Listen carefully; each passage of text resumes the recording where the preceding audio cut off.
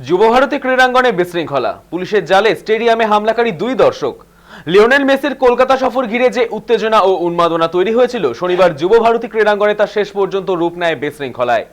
মেসির উপস্থিতিকে কেন্দ্র করে শুরু থেকেই হইচই, তার জেরে আন্তর্জাতিক এই মানের আর্জেন্টিনার মহাতারকা মাঠ ছাড়ার পরই পরিস্থিতি পুরোপুরি নিয়ন্ত্রণের বাইরে চলে যায়। গ্যালারি থেকে মাঠে ছোড়া হয় জলের বোতল, ছিঁড়ে ফেলা হয় ব্যানার, ফেস্টুন। সরকারি সম্পত্তি ভাঙচুর সহ একাধিক অভিযোগে শতপ্রণোদিত মামলা দায়ের করে পুলিশ। আগেই অনুষ্ঠানের উদ্যোক্তা শতরুদ্র দত্তকে গ্রেপ্তার করেছিল পুলিশ। এবার পুলিশের জালে দুই হামলাকারী দর্শক, ধৃতদের নাম শুভ্রপ্রতিম দে এবং গৌরব বসু। আমাদের সঙ্গে এই মুহূর্তে টেলিফোন লাইনে রয়েছে আমাদের প্রতিনিধি সৌভিক সান্যাল। সৌভিক, এই যে শেষ পর্যন্ত দুই দর্শককে গ্রেপ্তার করা হয়েছে, তার পরবর্তী আপডেট কি পাচ্ছ?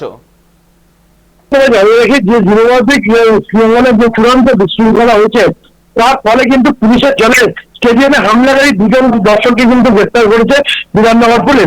লিওনেল মেসি কলকাতা সফরে ঘিরে যে উত্তেজনা ও উন্মাদনা তৈরি হয়েছিল, শনিবার যুবভারতী শেষ পর্যন্ত রূপ নেয় বিশৃঙ্খলায়।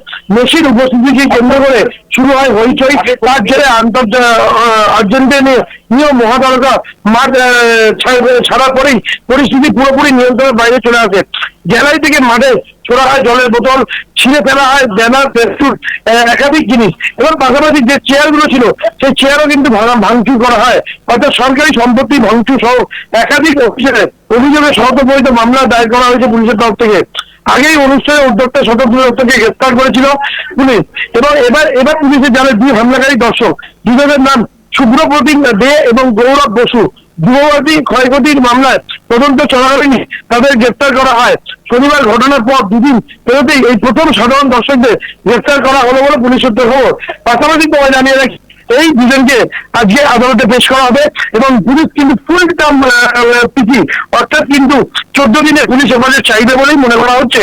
কারণ এর পেছনে আরো আমরা দেখেছিলাম সেদিন মাঠে কিন্তু প্রচুর দর্শক তারা মাঠে নেমে গেছিল, এবং রীতিমতো যে প্লেয়ার যে সাবওয়ে রয়েছে সেইগুলো সহ একাধিক জায়গায় তারা প্লেয়ারদের যেখানে বসে সেই সব জায়গায় কিন্তু একাধিকভাবে তারা ভাঙচুর চালায়, এবং সেই ঘটনায় ইতিমধ্যে দুজনকে যেমন গ্রেপ্তার করা হয়েছে, অন্যদিকে এর পেছনে আরো কেউ জড়িত আছে কিনা বা এদের এই জিজ্ঞাসাবাদ করে আরো নাম বেরোয় কিনা, সে সব বিষয় কিন্তু খতিয়ে দেখছে বিধাননগর সিটি পুলিশ।